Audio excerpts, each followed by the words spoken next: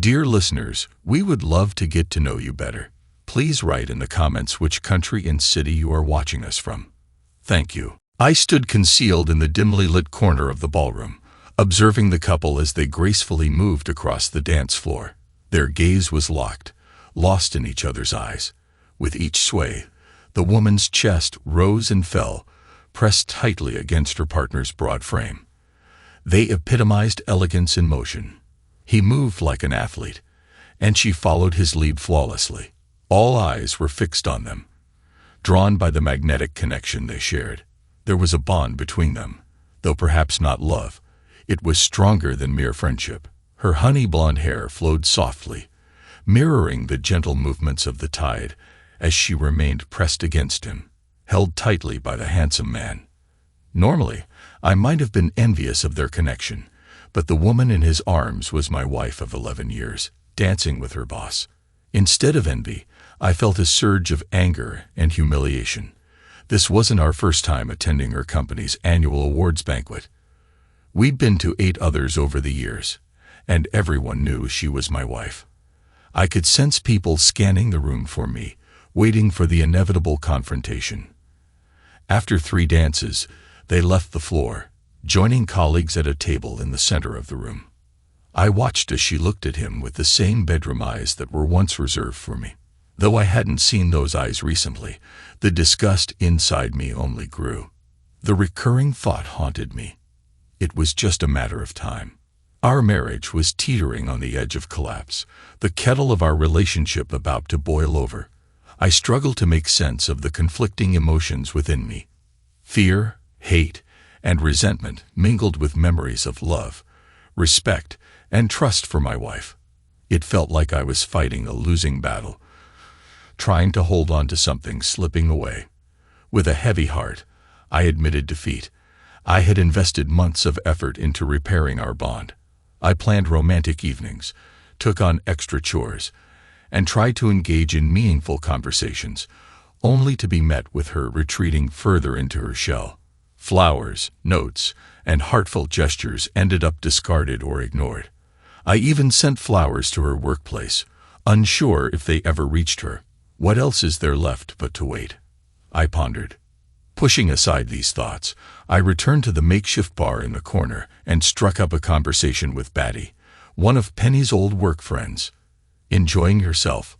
I asked, trying to keep my tone casual. "I always love these annual parties.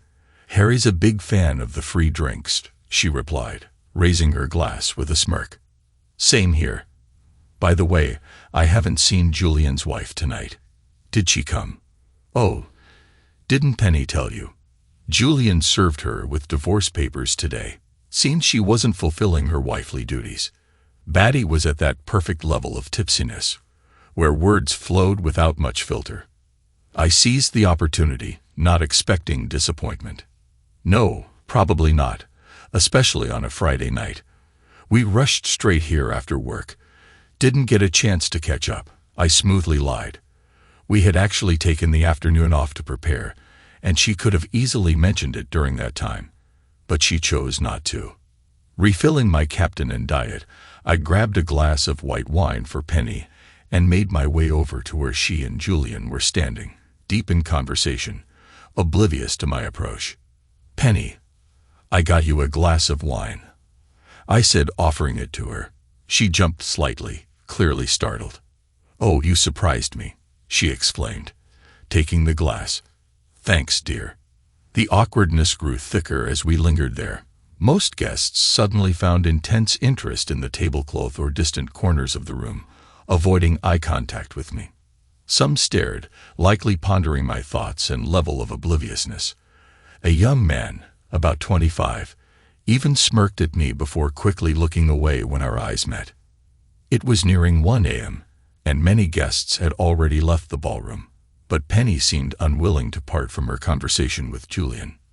"We should probably head home, honey. I still need to drop the babysitter off, and we promised her we wouldn't be out past 2 tonight," I interjected, aware that I was interrupting Penny's time with Julian. "Yeah, okay. I guess it's time to go. I'll see you on Monday," she replied with a smile. There was a collective sigh of relief from those around us, signaling that the awkwardness was nearly over. "Julian, good to see you," I said, extending my hand. We shook hands, his grip tighter than necessary, a clear attempt to assert dominance.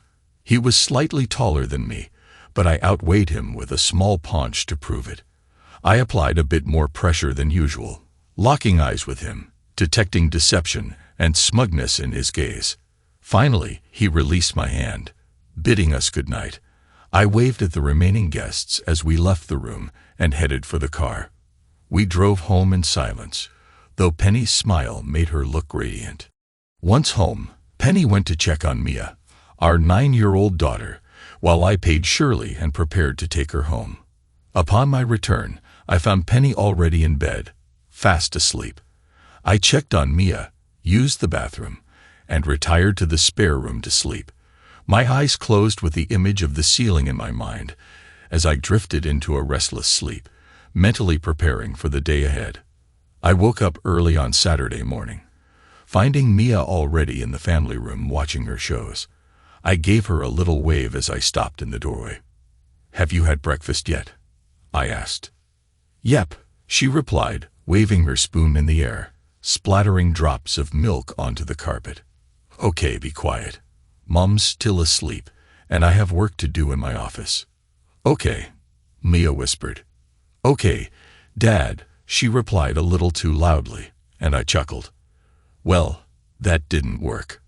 Around 8:30, I dialed my lawyer's cell, knowing he worked from home on Saturday mornings. "Morning, Grant. Thomas Gray here," I greeted. "Good morning, Tom. I take it this isn't a cheerful call," he responded, already anticipating the answer. "That's correct.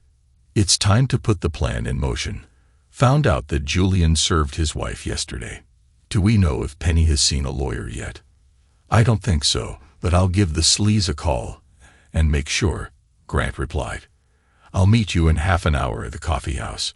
You can sign and date the forms, and my assistant will notarize them. We'll file first thing Monday morning and have her served at lunch." "Sounds good to me.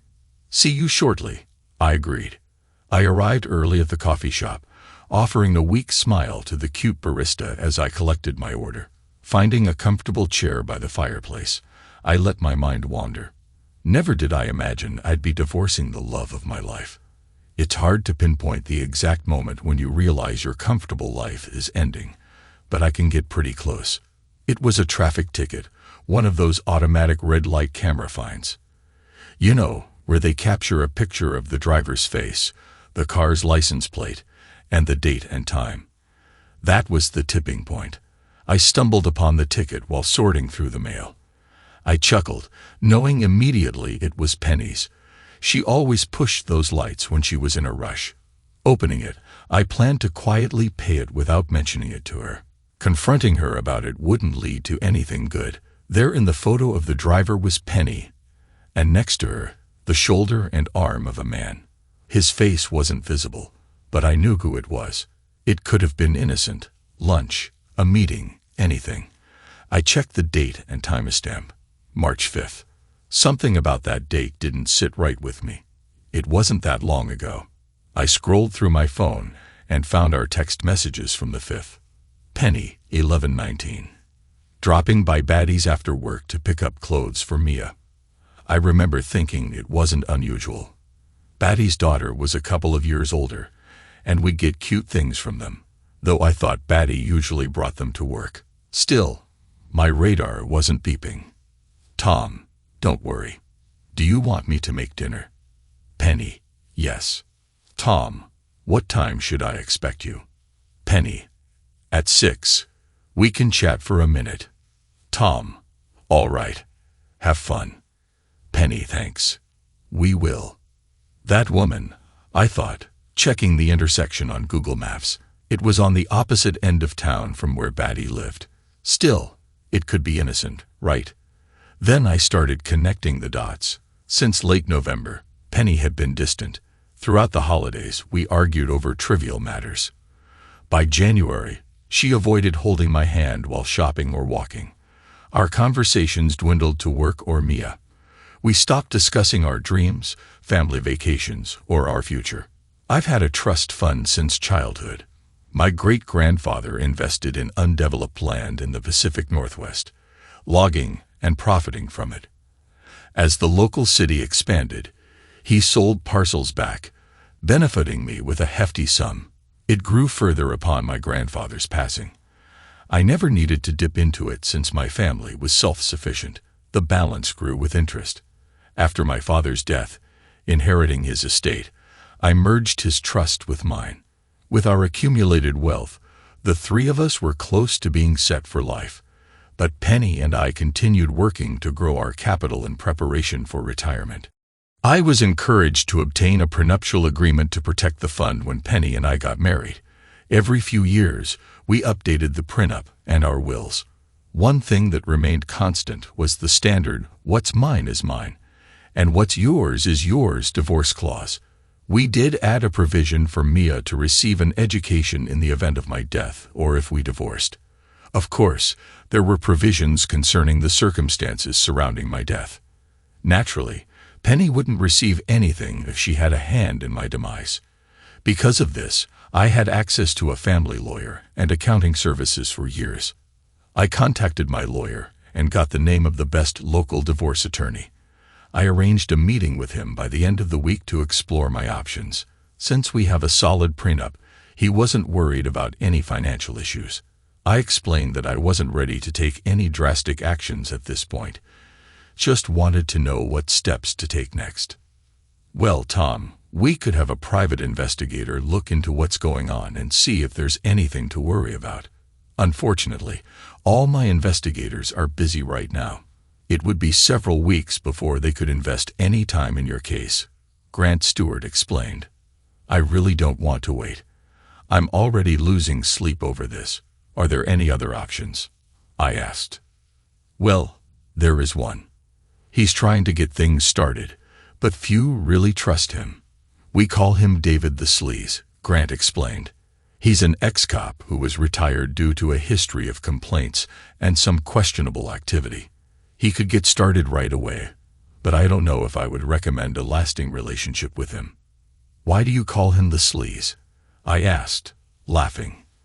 "I want things legal, so if we do find something, we'll be on solid ground if we have to move forward." "Totally, he's legal. He has a habit of obtaining detailed pictures, videos, emails, and phone conversations that, let's just say, walk a fine line of being admissible in court. But I'm told what he finds is solid proof of infidelity one way or the other." "Okay, as long as he's legal. We could always pay him off and switch to a more reputable PI in a couple of weeks," I suggested. "Do you think he can start today?" "I'll give him a call and find out. I'll be your go-between here at the office. I'll let you know later today." "Sounds good, thank you." I filled out a bunch of documents for both the lawyer and the sleaze, connected him with my accountant, and left a retainer from my personal account. Penny didn't have access to it, so she wouldn't know what I was up to. I didn't want to startle her, especially if I was wrong, and it's just a rough patch in our marriage. While this was going on, I decided to try to repair my relationship with my wife. My life experiences have told me that people don't just change and do uncharacteristic things unless there is a catalyst. Since I didn't know what that was for my wife, and I didn't know if we were past the point of no return, I decided to make sure I was taking care of business as a husband. I picked up my game and did my best to make sure she felt loved and valued as an equal partner in our relationship. I doted on her and made it my goal to be the husband that all her friends were jealous of. At every turn, I was met with rejection, and it became evident that we had already reached the point of no return. One Thursday afternoon, I was summoned back to Grant's office to receive what the sleaze had found. I was shown hours of footage showing them meeting, sleeping together, and playing the part of a happy couple. There were photos, phone call recordings, and personal email exchanges. I was both impressed and repulsed by the sleaze, agreeing that his nickname was well earned. Sitting there, I was devastated. Never would I have imagined that she would have an affair with Julian Morgan. I suppose I could see why she would be drawn to Julian. He was tall, handsome, and fit. He was sophisticated and climbing the ladder both professionally and personally. Taking over Penny's department about a year ago as his personal assistant, Penny worked closely with Julian, giving him ample opportunity to worm his way into her life. Julian had been a college baseball star, and the only thing that stopped him from going pro was a shoulder injury in his senior year. Who wouldn't be impressed by him? I just never thought Penny would let him come between us. It was all too much to bear. I couldn't breathe, my chest tightened, my vision blurred, and I felt like I was going to faint. I pushed my chair back, placing my head between my knees, trying to focus on my breathing. In, and out, until my head cleared. The feeling of loss and emptiness was indescribable. I had just lost my best friend, my confidant, my lover, and the mother of my child. In that moment, I couldn't see a way out of this, and then the sleaze piled on more. He played a recording from the day before, explaining why he wanted us all to be together. Penny. Really? You love me? Her voice held excitement. Yes, my darling. You are the most perfect woman. I love you, and I want us to be a family. You mean you, me, and Mia? Of course. What about Tom and Nora? We'll divorce them.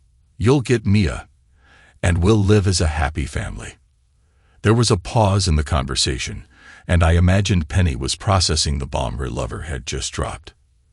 You do love me, don't you, Penny? Yes, of course I do. I never gave much thought to leaving Tom, is all. Well, give it some thought. He could never give you what I can. You will be the belle of every ball, part of high society. Go places and see things that loser could never afford. It would kill him to lose Mia. We are his world. I'll be 10 times the father that loser ever could be. In a year, she won't even want to go and see him. Why do you hate him so much? What has he done to you? Her voice carried concern. He doesn't deserve you, Penny. That loser has no ambition, no drive to be anything more than what he is today.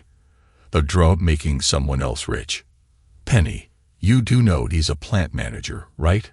He oversees 400 people, and their plant has the highest production rates and revenue per square foot of any in the company.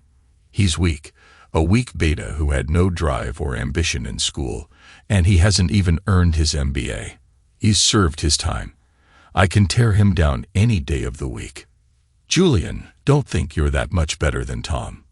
He's not weak. You don't know about his younger days. He ran with some tough crowds and is skilled with guns. He almost went down a bad path until he decided to go to school. That's why he didn't go to college for a few years after high school. He's stronger and tougher than you give him credit for. Please promise me you won't get physical with him. I wouldn't want either of you hurt, him for Mia's sake, and you for mine. But I'm not in love with him anymore. I wish I were, but you've replaced him as my man, my love. How would this work and when? We'll divorce them at the same time. I've got a few things to get in order before I serve Nora, but with her psychiatric issues and the fact that she and I haven't had anything for a year, it wouldn't be a problem. I'll split everything 50-50-ish. She won't hardly contest. Okay, but you have to file on Nora before I'll even see a lawyer. I asked for the tape to be turned off at this point. I didn't need to hear any more. I looked over at Grant and said, "How do I deal with this?" "You strike first, Tom." "But what if she changes her mind?" "They rarely change, Mr. Gray. I'm afraid they've reached a point where nothing you do or say will make them stop or repent." I got my first good look at David, nicknamed the Sleaze. He was in his 30s, clean-cut, athletically built, and his suit fit him well, completely different from what I had imagined. He was respectful. "You're probably right, David," I thought. I started to see him as David, not just the Sleaze. I felt like he was genuinely on my side. Even though I was paying him, he seemed to care and was disgusted by what he had seen and heard from those two. "And would you still want her after knowing what you do now?" David added. "Sounds good, Tom.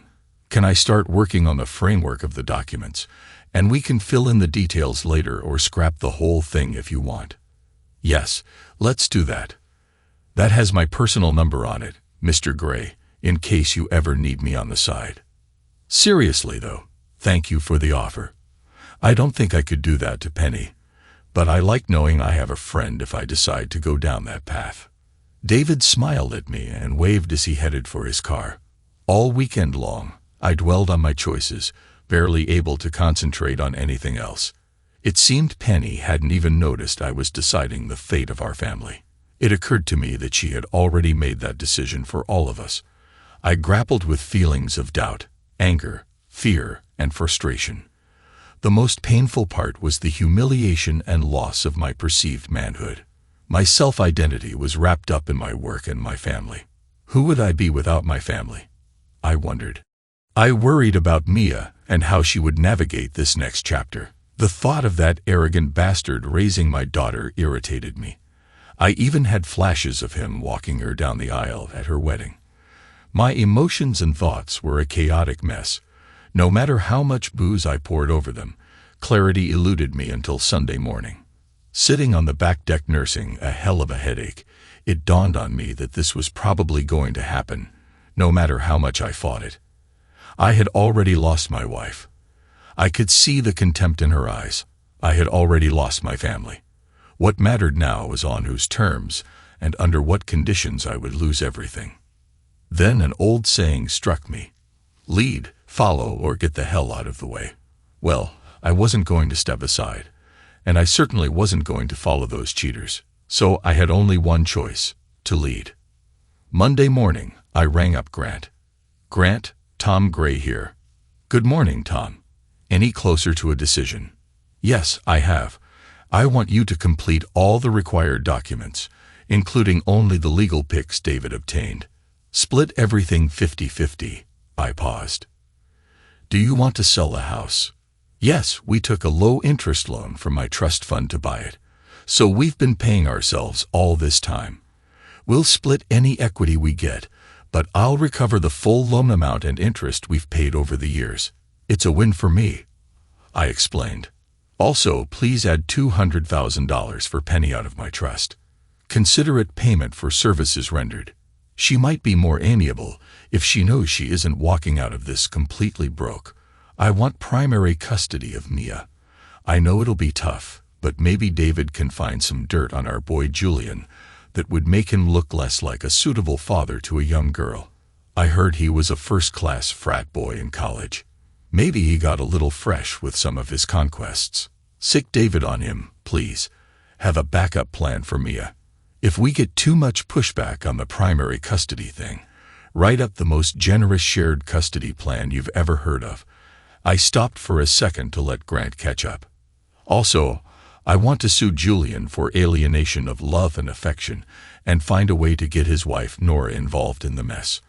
I want her to be aware of what's going on in a completely legal, above-board kind of way. Speaking of her, please create another divorce setup for adultery and have it ready for her. I'll pay her fees. I think she should get what's coming to her and make it ugly. We can arrange for both of them to be served in the alienation suit, but you should know it might not lead anywhere. I'll also need her to sign a contract with me. I can start the paperwork, but without her consent or information, there isn't much else I can do, Grant explained. I understand. It's just money. And at this point, I'll empty my trust if I have to make sure those two don't profit more than they do. As my daddy used to say, anytime you get a lawyer involved, you're just negotiating how much it's going to cost. I've got it, so I might as well use it, I said with a hint of bitterness. Grant chuckled at my comment about lawyers as he replied, well, he sounds like he was a smart man. You know you don't have to give her any money from your trust. Your prenup is airtight. I know, Grant, but I've been thinking about this all weekend. I figured if I don't leave her destitute, she might be more willing to go along with my demands. And she kind of deserves it. She's worked hard and helped me protect it from unnecessary draws. Both of us were counting on it as our old age nest egg. I was thinking it might give her an edge over Julian. So when she finds herself out on her own, she doesn't have to rely on him as much. She deserves more, but there's no way I'm giving that cheating bastard Julian anything more of my life than he's already taken. My wife should be enough. I felt the rage bubbling as I spoke, just thinking about Julian taking over the life that was supposed to be mine. Despite Penny not returning the favor, I always considered myself fair in my dealings. I wanted to ensure I treated Penny fairly. My solace was that I was sure Maya would approve of my actions later when she understood how our family fell apart. One last thing. Grant, don't file yet. I want to have everything done, I's dotted, and T's crossed and ready to roll. I want to wait for her to make the first move. This will give me more time with Mia in our family home. I know there will come a time when I need to pull the trigger, but I want it to be at the last moment when I can't hang with it anymore. Got it. We can leave it undated and not notarized until you're ready. I work on Saturday mornings from home, so if it falls apart on a weekend, you can give me a call. We still won't be able to file until Monday morning, but I can have somebody standing at the door when they open and have them served the same day. Good, it's a plan. We exchanged our goodbyes and hung up. I reached into my pocket, pulled out David's card, and dialed. David, Tom Gray, how are you? I asked. I'm good, he replied. Are you ready for some sleazy fun? Well, sort of, but I want you to wait for my word, okay? No problem, Tom. What are we talking about? Can we meet in person? Yep, give me an hour and I'll meet you at the Dunkin' on 6th. Sounds good, he replied. I was already waiting when he pulled into the lot. He grabbed some coffee and a snack before sitting down opposite me. I want you to put together the nasty file. Photos, video, recordings, everything you have. We need to find a way to get it to Nora Morgan anonymously, maybe email. No problem. I know a guy who works the dark web, David stated. Is that all? What about posting videos on websites or sending nasty messages to her parents or coworkers? He asked. Boy, he is sleazy, I thought. No, Penny will still have to be seen around town. I wouldn't want her so humiliated that she leaves town with Mia, and I still love the stupid woman, even if she isn't in love with me anymore. I slipped an envelope with $5,000 cash across the table. This should get you started, but let me know if you need more. David thumbed the cash and looked up at me. $3,000 would get this done. He may be sleazy, but at least he is honest. Keep the rest as a retainer. I may need your expertise later. Don't forget, sit on the file till I call you. I want them caught off guard, and I have my reasons for letting them make the first move. Oh, we should also get an idea of what issues his wife has. Her medical history might play into anything we decide later. Is that possible? I asked, smiling at David, who returned the smile and nodded. And did Grant ask you to look into Julian's college days? I'm looking for something I can use against them if we fight over custody. David nodded again, and made a couple of notes in his notebook. We finished our coffees and chatted about his career as a cop and people we might know. After shaking hands, we parted ways. That was 3 months ago. I was brought back to reality as Grant arrived, followed shortly after by his assistant and David. So it's go time, huh? Grant asked as everyone seated themselves around us. Yep, sounds like it. David, do we know if Penny has been to a lawyer yet? Not that I'm aware of. I did a quick search of her emails after Grant called and didn't see anything mentioned. I'll take a closer look today, and we'll know by Monday morning, David stated. La la la, I didn't hear that, Grant exclaimed, plugging his ears with his index fingers. I can't know these things, David. David smiled and nodded, giving me a sly wink. What about Julian? Any dirty laundry? I asked, hopefully. Yeah, he was under investigation with his fraternity, something to do with drugs. I got copies of everything and have already given them to Grant, David replied. Grant looked up and nodded his confirmation, adding, I've got them if we need them for the custody hearing. Pulling out the documents we had been working on for the past few months, he showed me where to sign. As I signed, Grant's assistant notarized, and I spoke to the group. David, could you please find out who Nora Morgan hired as her lawyer and inform Grant? Then Grant, if the lawyer seems competent, could you share our legal files with them? I addressed the group. What if the lawyer isn't any good? Grant raised a concern. If that's the case, we'll figure out a way to get Nora in touch with you. But I'd prefer to handle it properly. David, let's avoid sending her anything overly aggressive. David nodded, sipping his coffee, while Grant glanced between us. Grant, can I pick up the documents on Monday afternoon? I'll deliver them to Penny myself and inform her of the situation.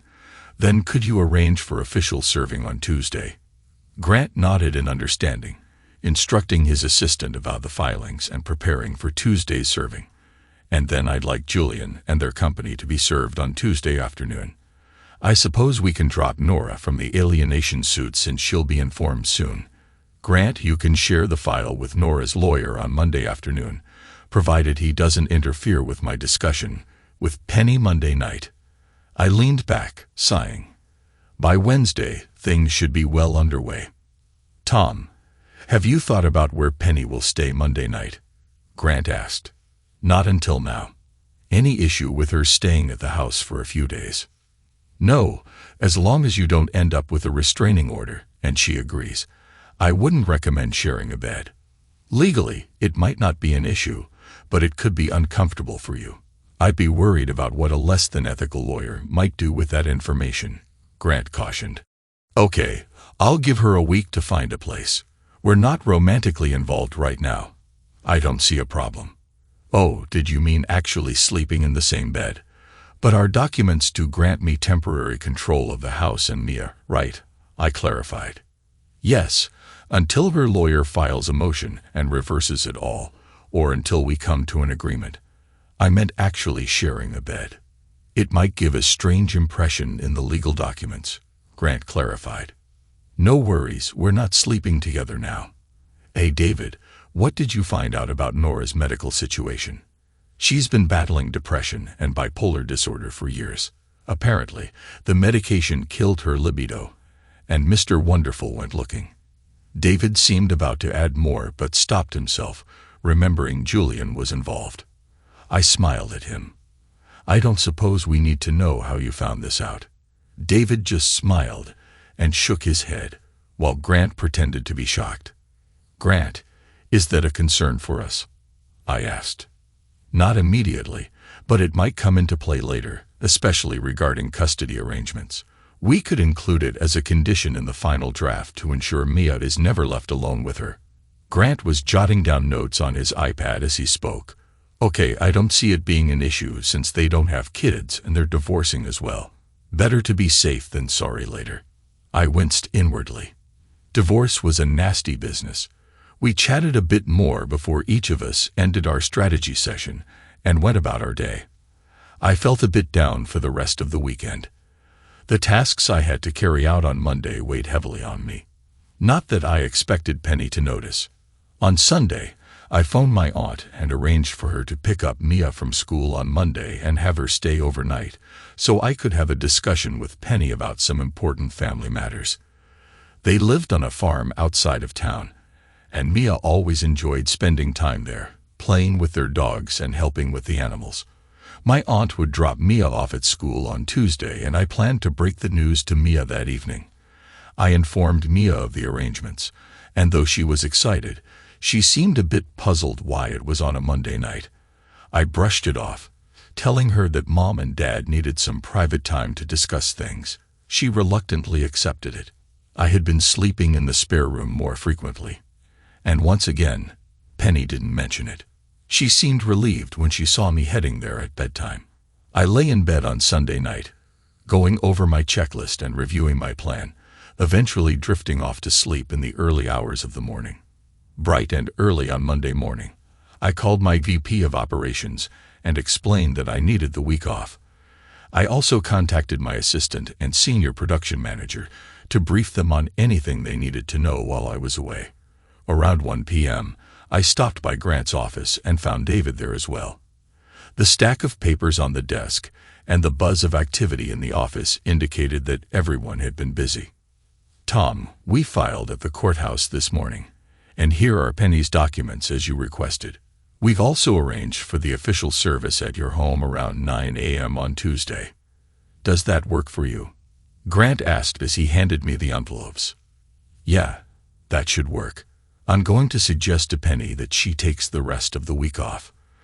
I'll let you know if that changes," I replied. All right. Grant paused briefly to gather his thoughts before continuing. "David found Nora's lawyer, and he's rather competent. I sent him art files, and he seemed eager. At first glance, it seems he'll be suggesting a countersuit for adultery and a much larger share of their assets than a 50-50 split. He's promised not to take any action until morning. So we're in the clear there." "All right, gentlemen, have we missed anything?" I asked, feeling a bit down. It seems Penny has an appointment with her attorney next week, based on her calls and emails today. "And Tom, please let me know if you need any further assistance, all right?" David asked discreetly, earning another sharp look from Grant, hinting at the confidential matters we were handling. "Okay, good. I'll do that, David, but I think we're fine," I replied, hoping I wouldn't need to get any deeper into this mess. It all depends on Penny and Julian now. I exited Grant's office and sent a text to Penny. "Penny, will you be home at a decent hour tonight?" 17:30. "Why? What's up?" "It's okay. I got a little distracted over the weekend and wanted to try and catch up on things today. I've arranged for Aunt Sally to come over to Mia's tonight and stay the night. Thought I'd bring some home-cooked food. Do you want some?" "That's nice. Chinese?" "Sure. Dinner will be ready at 5:30. I felt pretty bad arranging things like this for her, but it's become somewhat of a habit lately. I hoped she would just see it as me making an extra effort to be kind and loving. Monday night, 5:30. Penny arrived home around 5:15, and as she changed clothes, I set the table and prepared the food. Pouring a couple of glasses of wine, I sat at the table waiting for her. When she joined me, she took a long sip from her glass, and we began passing the dishes back and forth. We engaged in small talk as we ate, and she seemed unaware of what was about to happen. "How's the rest of your week looking?" I asked as our meal came to an end, and we picked at the remaining food on our plates. "Pretty light. Did you want to make plans?" she asked, giving me a sidelong glance. "No, I thought maybe you'd want to take the week off after our conversation," I replied, keeping my voice neutral. "Why would I do that?" "I know, Penny," I began, placing an envelope on the table in front of her. She looked down at it, then back up at me, taking a sip of her wine. "I know about Julian and your plans to file for divorce." She coughed, choking on her wine, and gave me a blank stare. I could see her mind racing, trying to figure out how I knew or what she could do to slow me down. "What divorce?" she finally managed to choke out. "The one you have a meeting with a lawyer about next week, and the one Julian already filed on Nora. I know you're in love with him and planning to take Mia and leave me." I opened the packet and slid some of the photos toward her. Her eyes widened, and she set her glass down to pick up the photos and look through them. I could see her eyes moisten, and she started to hiccup a little, a sign of her becoming over-emotional. "I'm so sorry, Tom. I never meant for any of this to happen. I don't know what else to say," she trailed off, looking down at the table. "I know, Penny. I've known about your plans for months. I've had time to make some peace with it all. I'm greatly disappointed in you, and I'm extremely hurt." I paused for a moment, gathering my confidence and controlling the anger swelling inside me. "The only thing I want to know is, did I do something or not do something that drove you to Julian?" "Oh God, no," she exclaimed, meeting my gaze briefly before retreating to the table, perhaps out of guilt and shame. It just kind of happened. You haven't done anything to drive me away. You were a great husband and father. I just fell for him," she finally managed to say. I felt both disappointed and relieved. I couldn't help it if she simply fell out of love with me and decided to choose Julian. He had plenty of time to worm his way into her heart and push me out, and there was nothing I could do now to prevent it. Our marriage was dead, and all that was left was the paperwork. I pulled out the terms of the divorce and handed it to her. "Here is the settlement I'm proposing. I've already filed, so you don't have to unless you disagree with what I'm asking for. The main points are, the prenup is in effect, so my trust is off the table. I suggest we sell any joint assets and split the proceeds 50-50, including the house. Since I filed first, I'm asking for full custody of Mia and minimal child support from you. You'll have generous visitation rights. Mia will stay on my insurance, but you'll need to get your own. You'll keep your 401k, any pre-marriage investments, and the inheritance from your mom. I don't want to take anything that's rightfully yours. We'll divide any investments we made together, and Mia and I will remain in the house until it's sold. I'm also releasing $200,000 from my trust for you to establish yourself. I suggest getting a prenup to safeguard it if you end up with Julian as planned. I don't want to see you lose anything. I want to ensure you can be independent, since I'm not asking for spousal support." I paused, letting her absorb what I just outlined. "I think I should have Mia. A girl needs her mother as she matures," she said flatly. "I completely agree, but you can fulfill that remotely through visits and calls. Frankly, I don't trust Julian with our daughter. I know he plans on trying to turn her against me with gifts and his charm. Since he couldn't have his own child, he wants mine. I think I'm already being generous by allowing him to have my wife. He doesn't get my daughter too. I understand you'll want to negotiate custody. I suggest we let the lawyers handle it and try to be civil," I suggested, offering a peace gesture as I saw her face flush during the discussion about Mia and Julian. "He would never harm her, and if she's driven away, it'll be on you," she retorted. "Well, either way, she stays with me until we figure something else out. You can stay here in the master bedroom for a few nights, or the week until you sort things out. Penny, I still love you with all my heart. I thought we were going to conquer the world together, but you're tearing me apart, and I don't know what else to do. My world is crumbling, and I'm trying hard to be fair and kind. I really don't want to hurt you the same way you've hurt me. But trust me, if you go nuclear or let Julian get involved, I'll respond in kind. And darling, I have resources you both lack," I said, my tone now tinged with anger. She knew I could play hardball if pushed. She'd seen it before. "So please, let's put this on hold and let the lawyers handle it. I want us to be polite and courteous whenever we meet. It's important for Mia to see us getting along. I plan for both of us to be deeply involved in our daughter's life," I pleaded. I really didn't want this to become a bitter battle. "I'm off the rest of the week, and according to the law, you have to be officially served. That's scheduled here at the house for 9 a.m. I didn't want you embarrassed at work, so you might consider calling in and taking a few days off as well. I know it will be tense for both of us being home, but I thought we could sit down with Mia tomorrow night or keep her home Wednesday to explain what's happening." Thoughts. Penny had stopped eating altogether by now and looked a little pale and sickly. I think the full effects of her actions were finally settling in on her. She only had herself to blame.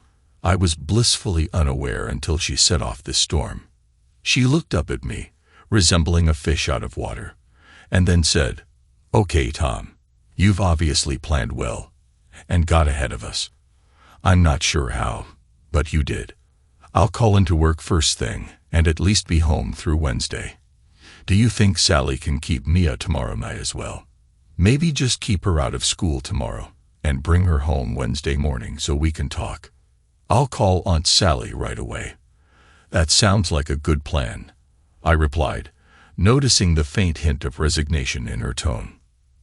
Penny nodded slightly as I mentioned David, then picked up the papers I handed her and bid me good night. It seemed she needed some time alone to process everything. I watched as she headed into the master bedroom, locking the door behind her. That was fine, as I had already moved most of my belongings to the spare room earlier. I phoned my aunt and explained that we were dealing with a family matter, and she kindly agreed to keep Mia for another night, dropping her off mid-morning on Wednesday. I also spoke to Mia and informed her she wouldn't be going to school the next day. She was confused but accepted it. I assured her that Mom and I would explain everything on Wednesday. As I tidied up and prepared for bed, I could hear Penny murmuring behind a closed door, likely on the phone, and later heard soft sobs as she mourned the end of our marriage. Tuesday, I could hear Penny moving around early in the morning, getting ready for her day as she descended the stairs in casual attire.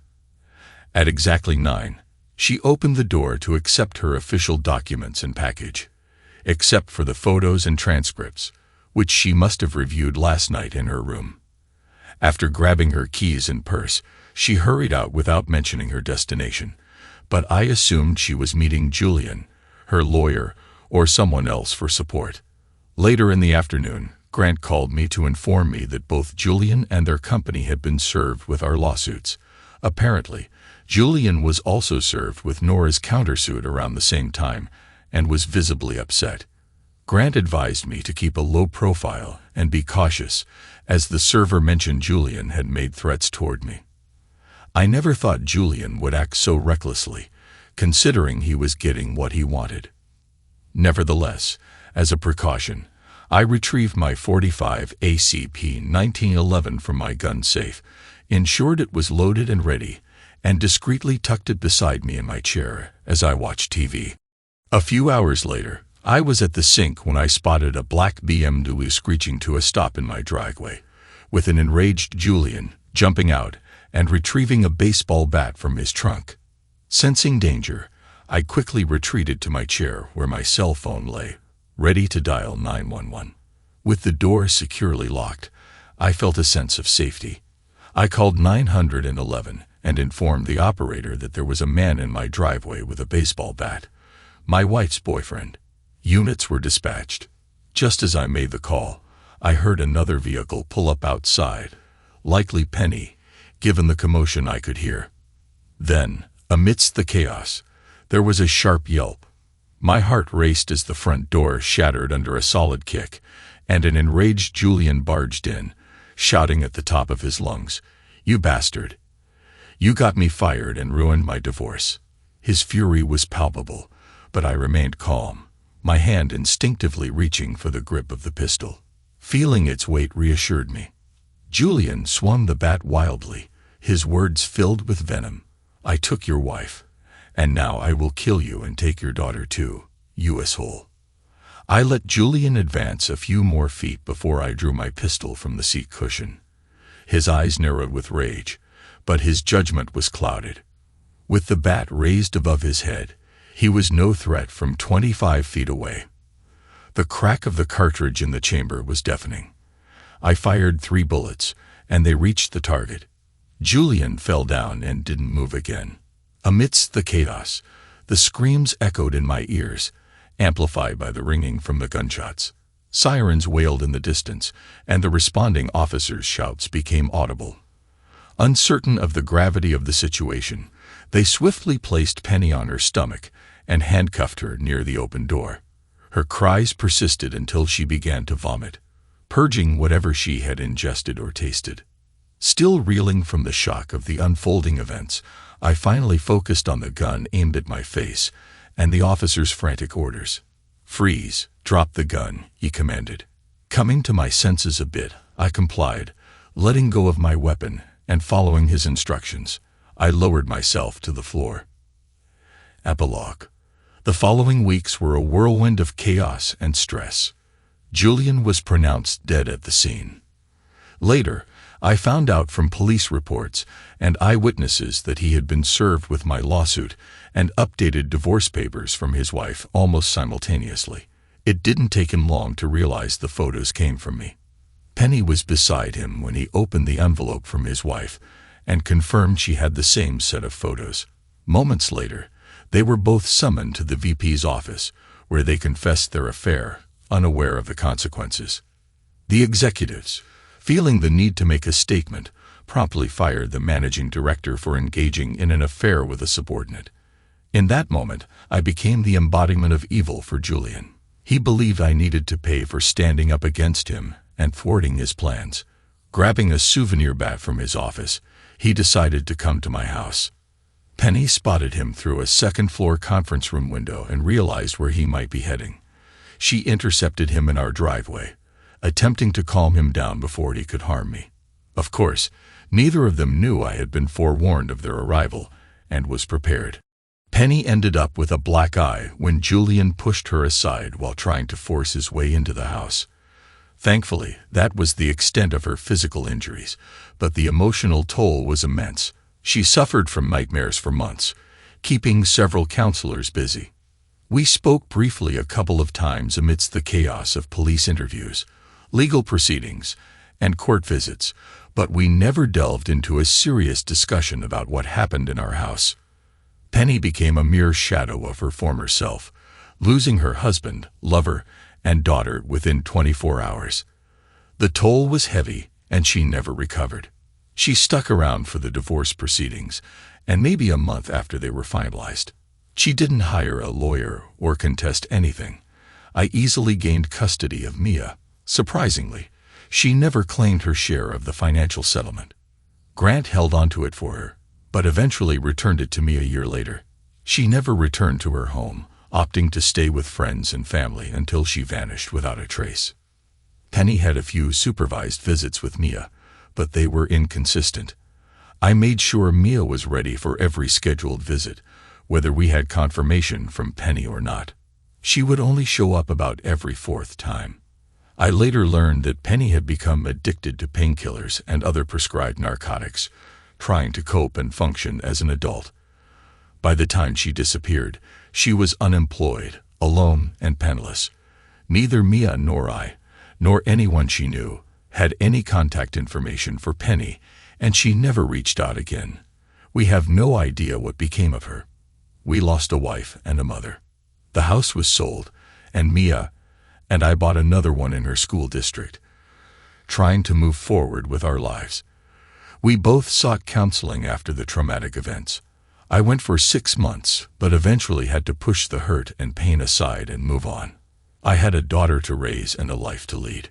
Mia spent a few years in counseling on and off, dealing with her mother's reaction to the events and the abandonment, along with several other issues. It took me 3 years to feel ready to even consider dating again. Several months later, I met a wonderful woman named Lila. She was understanding and respectful of Mia's and my experiences. We took our time with dating, moving much slower than either of us would have preferred, but eventually we developed a physical relationship. About 16 months later, we got married. We raised Mia and Lila's daughter together as a family, but we didn't expand our family further.